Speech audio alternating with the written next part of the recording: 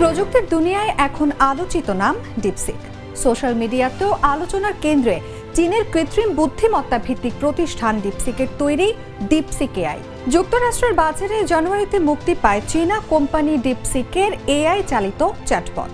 কিন্তু মাস শেষ হওয়ার আগেই অ্যাপল স্টোরের সবচেয়ে বেশিরভাগ ডাউনলোড করা ফ্রি অ্যাপের তালিকায় সবার উপরে উঠে এসেছে ডিপসিক। সিলিকন ভ্যালির উদ্যোক্তা মার্ক অ্যান্ডারসন ডিপসিককে এআই দুনিয়ায় অন্যতম যুগান্তকারী আবিষ্কার হিসেবে চিহ্নিত করেছেন। ডিপসিক এটি কারা ব্যবহার করছে, কি করে এই অ্যাপ, কেন এটিকে এনভিডিয়ার মতো মার্কিন কোম্পানির ক্ষতির কারণ বলা হচ্ছে, তাই জানাবো আজকের জাগো বিশ্লেষণে। সঙ্গে আছি আমি অনুভা বিশ্বাস। ডিপসিক আসলে কি? ডিপসিক একটি চীনা আর্টিফিশিয়াল ইন্টেলিজেন্স কোম্পানি, যার প্রতিষ্ঠা হয়েছিল দক্ষিণ পূর্ব চীনের শহর হাংজুতে। কোম্পানিটি প্রতিষ্ঠা হয়েছিল 2023 সালের জুলাইয়ে। তবে তাদের জনপ্রিয় এআই অ্যাসিস্ট্যান্ট অ্যাপ যুক্তরাষ্ট্রের বাজারে ছাড়া হয় এবছরের 10 জানুয়ারি। লিয়াং ওয়েনফেং ডিপসিকের সহ প্রতিষ্ঠাতা, যিনি নিজের প্রতিষ্ঠিত একটি হেজ ফান্ডের অর্থ ব্যবহার করে ডিপসিক তৈরি করেন।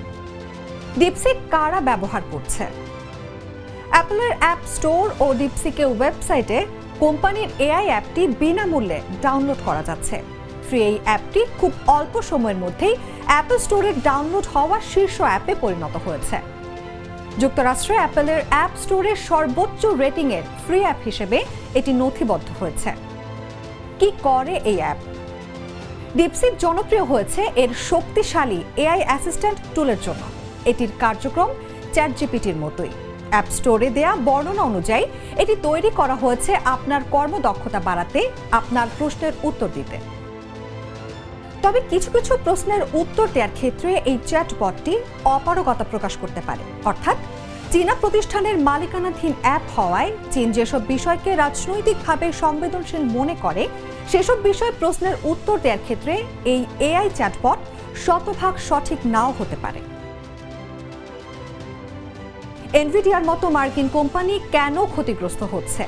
সংবাদ মাধ্যম বিবিসির এক প্রতিবেদনে বলা হচ্ছে, যুক্তরাষ্ট্র ভিত্তিক এআই অ্যাপগুলো তৈরিতে যে খরচ হয়েছে তার চেয়ে অনেক কম খরচ হয়েছে ডিপসিক তৈরিতে।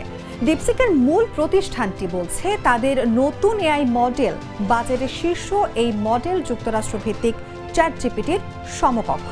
তবে চ্যাটজিপিটির তুলনায় তাদের এআই মডেল তৈরিতে খরচ হয়েছে বহুগুণ কম। তাদের তথ্য মতে এই অ্যাপটি তৈরি করতে তাদের $60 লাখ লেগেছে, যা যুক্তরাষ্ট্র ভিত্তিক এআই কোম্পানিগুলোর খরচ করা $100 কোটি তুলনায় রীতিমতো নগণ্য। আর এই খরচের তারতম্যের কারণে এআই এর বাজারে যুক্তরাষ্ট্রের আধিপত্যের টিকে থাকা নিয়ে প্রশ্ন তৈরি হয়েছে।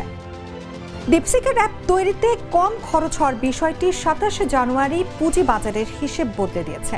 বিশ্বের বিভিন্ন স্থানে চিপ তৈরিকারক প্রতিষ্ঠান ও ডেটা সেন্টারের মতো প্রতিষ্ঠানগুলোর শেয়ারে বড় অঙ্কের পরিবর্তন এসেছে। এদের মধ্যে সবচেয়ে বেশি ক্ষতিগ্রস্ত হয়েছে যুক্তরাষ্ট্র ভিত্তিক প্রতিষ্ঠান এনভিডিয়া, যারা এআই পরিচালনার জন্য শক্তিশালী চিপ তৈরি করে থাকে।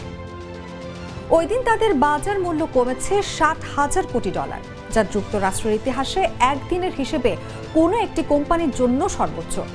বাজারে মূলধনের বিবেচনায় বিশ্বের সবচেয়ে মূল্যবান প্রতিষ্ঠান এতদিন এনভিডিয়া থাকলেও 27 জানুয়ারি তাদের বাজার মূল্য $3.5 ট্রিলিয়ন থেকে $2.9 ট্রিলিয়ন নেমে আসলে তারা মাইক্রোসফট ও অ্যাপলের পর তৃতীয় স্থানে নেমে আসে।